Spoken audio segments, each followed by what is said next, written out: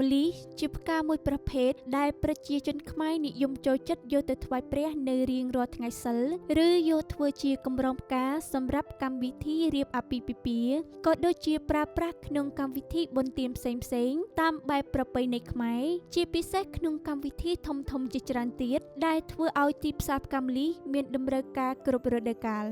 មិនត្រឹមតែអាចដាំលម្អក្នុងផ្ទះឬធ្វើជាភូមិផ្កាលម្អរថយន្តនោះទេថែមទាំងអាចយកផ្កាម្លិះយកមកអប់ក្លិនក្នុងតែបានទៀតផង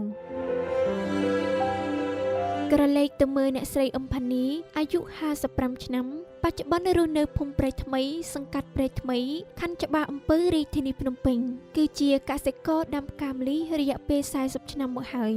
អ្នកស្រីយល់ឃើញថាការចាប់មុខរបរនេះដោយសារតែការដាំផ្កាម្លិះយើងប្រមូលផលបានជារៀងរាល់ថ្ងៃទោះបីជាតិចក្តីច្រើនក្តីក៏ដោយអ្នកស្រីបានបន្តទៀតថារបរដាំផ្កាម្លិះនេះគឺជារបរមួយដើម្បីជីវភាពប្រចាំថ្ងៃហើយជាទូទៅគឺគេប្រមូលផលជារៀងរាល់ព្រឹកបន្ទាប់ពីបេះរួចគឺមួយដែលមកទិញផ្កាម្លិះគឺគេមកយកដល់ផ្ទះតែម្ដងក្រឡេកទៅមើលផលលំបាកវិញនៅពេលដែលមានភ្លៀងធ្លាក់ធ្វើឲ្យផ្កាស្អុយដង្កូវស៊ីដូច្នេះយើងត្រូវមានថ្នាំដើម្បីដេញសត្វល្អិតចេញជំនួយផ្កានិងឲ្យវាល្អ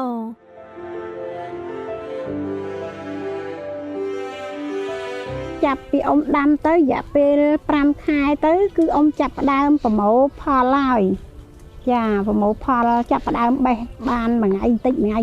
ឡើងទៅរហូតហើយខែដែលសម្បូរផ្កាចាប់ពីខែ2ខែ3ខែ4ខែ5ខែ6នឹងសម្បូរហើយផ្កានឹងខែក្តៅអញ្ចឹងយើងគ្រាន់តែបាញ់ទឹកទៅ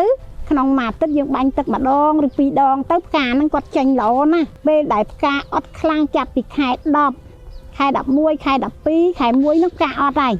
ពួកអីខែតិចធ្លាក់ខ្យល់គឺផ្ការួញទាំងអស់អត់ចាញ់ទេពេលនោះផ្កាថ្លៃ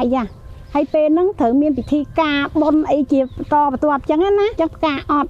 ផ្កាឡើងថ្លៃហើយពេលហ្នឹង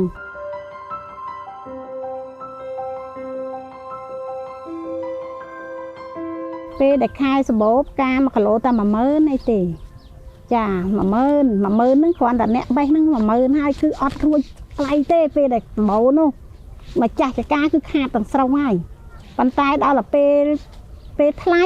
ផ្កា1គីឡូចាប់ពី30000ទៅ40000 50000អញ្ចឹងទៅបានម្ចាស់ចកាគឺបានផលវិញបានហូបខ្លះហើយប៉ុន្តែបានផលហ្នឹងម្ចាស់ចកាក៏ផ្កាអត់ទៅបានច្រើនដែរផ្កាហ្នឹងគេយកទៅចាក់ជាភួងតូចភួងធំដោយភួងឡានលក់តាមស្តុបអីហ្នឹងណាចាក់ចកាចកតុងចាហើយកម្រងកតាមភ្ញៀវកម្រងណែគេកម្រងត្រូវការយកទៅបាចពិធីបុណ្យការអីចឹងទៅក្រៅពីរបបផ្កាម្លិះនឹងអត់មានដាំអីទៀតទេមានតែផ្កាម្លិះនឹងឯងហើយមាននឹងតាមផ្ទះដាំនៅតាមផ្ទះគ្រប់គ្នាម្នាក់4 10ដើម2ដើម3ដើមចឹងទៅបើនៅដីចំការគឺដាំផ្កាម្លិះយកផ្កាម្លិះជាធំហើយ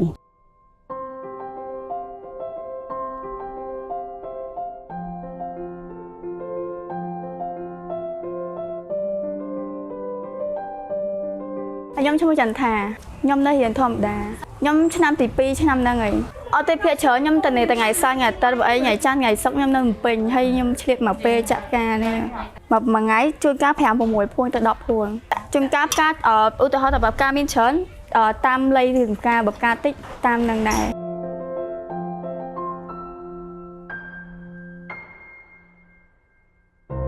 ខ្ញុំឈ្មោះចាន់នីនៅភូមិព្រៃថ្មីចង្កាត់ព្រៃថ្មីមួយខែហ្នឹងខ្ញុំចាក់បន្តិចទៅដល់គេការច្រើនព្រោះខ្ញុំឥឡូវហ្នឹងខ្ញុំចាក់តែផ្ញើខែទេមួយខែហ្នឹងចាក់បន្តិចដែរហ្នឹងខែហ្នឹងចាក់ទៅខែតាភួង300ភួងកាក់ខ្លី800ចកា1000ចកាក់វែង1000ជាងខ្ញុំចាក់តាពីម៉ោង10ដល់ម៉ោង4ម៉ោង5ដល់ខែការចាក់ច្រើនដល់យប់ដែរម៉ោង8 9អញ្ចឹង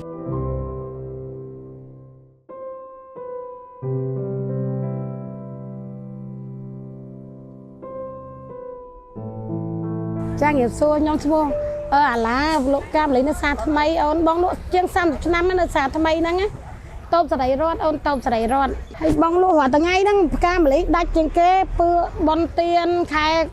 กระทันคายกาคือลวกได้ใช่หมันไงม้วนคือด่าบันจังคือลวกได้ขายจมจังให้บอกไงทอมได้ได้ติดจังได้ทอมได้บ้านติดตัวจังหัวแต่ไงนั่งอีลวกไงได้ค่านั่งไงหน้าก็อีลวกได้มาขายซ้ำไงถ่ายกามาเลยเอามาสาดทำไมก็กาทำไมเตี้ย